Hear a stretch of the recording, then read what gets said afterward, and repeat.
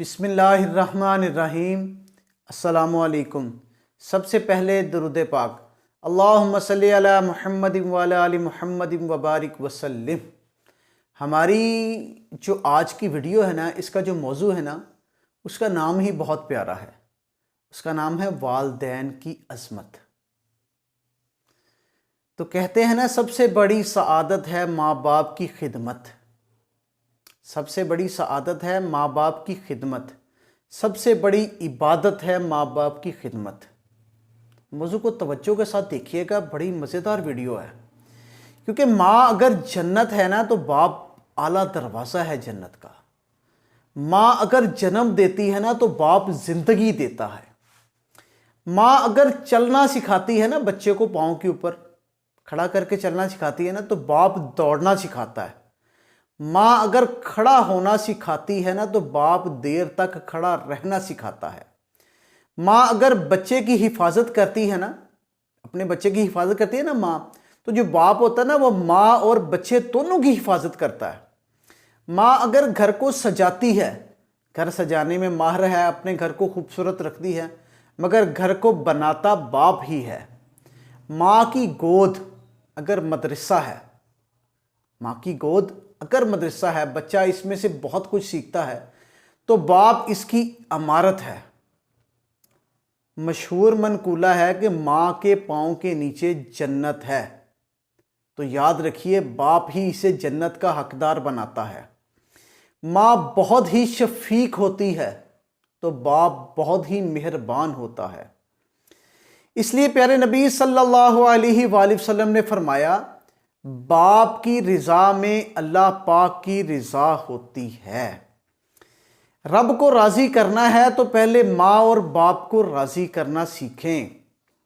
یہ والدین ہی ہے جنہوں نے ہمیں جنا اور ہمیں پال پوس کر بڑا کیا۔ اگر آپ ہماری ویڈیو کو روزانہ اچھے طریقے سے دیکھتے ہیں نا تو کوشش کر کے ہماری ویڈیو کو لائک کر دیا کریں، کوئی چھوٹا سا خوبصورت سا کمنٹ کر دیا کریں۔ اگر آپ نے ابھی تک ہمارا یوٹیوب کا چینل سبسکرائب نہیں کیا نا تو یوٹیوب کا چینل سبسکرائب کر لیں، کیونکہ اس طرح آپ کو روز روز نئی ویڈیوز، اچھی اصلاحی ویڈیوز دیکھنے کے لیے ملتی رہیں گی۔ توجہ سے سنیے گا، یہ والدین ہی ہیں جو ہماری تعلیموں اور تربیت کے لیے کوئی کسر نہیں چھوڑتے اور ان کے اوپر کسی قسم کا کوئی کمپرومائز نہیں کرتے۔ یہ والدین ہی ہیں جو ہمیں زندگی کے اتار اور چڑھاؤ کے طریقے سکھاتے ہیں اور زندگی میں آنے والی مشکلات سے نمٹنے کا طریقہ بتاتے ہیں۔ ماں باپ ہمیں انسانیت کا درس دیتے ہیں اور دنیا کے آداب سکھاتے ہیں۔ خود بھوکے پیٹ رہ لیتے ہیں مگر اپنی اولاد کو پیٹ بھر کر کھانا کھلاتے ہیں۔ والدین کے اولاد پر اتنے احسانات ہیں کہ اگر شب و روز ان کی خدمت کے لیے بھی وقف کر دینا، شب و روز، تو بھی ان کے احسانات کا حق ادا نہیں کر سکتے۔ اس لیے اولاد کے لیے ضروری ہے کہ ہر ممکن کوشش کرے اور ان کا احترام کرے، کیونکہ اسلام نے والدین کے تقدس کو اس طرح بیان کیا ہے کہ دوسرے مذاہب کی تعلیمات، جو دوسرے مذہب ہیں نا، ان کی تعلیم اس کے مقابلے میں ماند پڑ گئی ہیں، یعنی کہ اتنا اعلیٰ مذہب ہے اسلام، کیونکہ ماں باپ سے بڑھ کر کوئی نعمت نہیں، ماں اور باپ سے بڑھ کر کوئی نعمت نہیں، حاصل ہو یہ نعمت اس جہاں میں تو خلد بری ہے۔ میرے آقا دو عالم کے سرکار صلی اللہ علیہ وآلہ وسلم کا فرمان عالی شان ہے کہ باپ جنت کے دروازوں میں سے سب سے اچھا دروازہ ہے اور اولاد کے لیے سرپرست اعلیٰ ہے، اولاد کی محبتوں کا گہوارہ ہے۔ اولاد کے لیے اچھا سوچنے والا واحد شخص وہ ہے جو چاہتا ہے کہ میری اولاد مجھ سے زیادہ کامیاب ہو۔ اللہ تعالیٰ کی رحمت کا سایہ ہے، جو باپ ہے نا، اللہ تعالیٰ کی رحمت کا سایہ ہے، اللہ تعالیٰ کی خوشنودی کا ذریعہ ہے۔ اللہ تعالیٰ کا لاکھ لاکھ شکر ادا کرنا چاہیے ہمیں کہ اللہ تعالیٰ نے ماں باپ میں سے نا باپ کو تھوڑا سا سخت طبیعت بنایا ہے، کیونکہ اگر ایسا نہ ہونا تو بچے شیطان کے پھندے میں پھنس جاتے ہیں۔ اگر باپ سختی نہیں کرتا نا تو بچے الٹے کاموں میں پڑ جاتے ہیں، برے دوستوں کی صحبت میں پڑ جاتے ہیں۔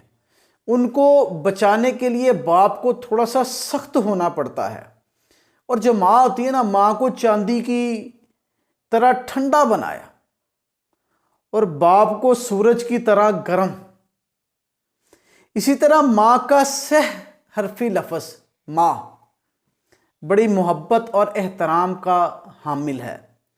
ماں کہتے ہی اثار و خلوص، بے لوث محبت اور سراپا خیر و برکت کا ایک پیکر ابھرتا ہے۔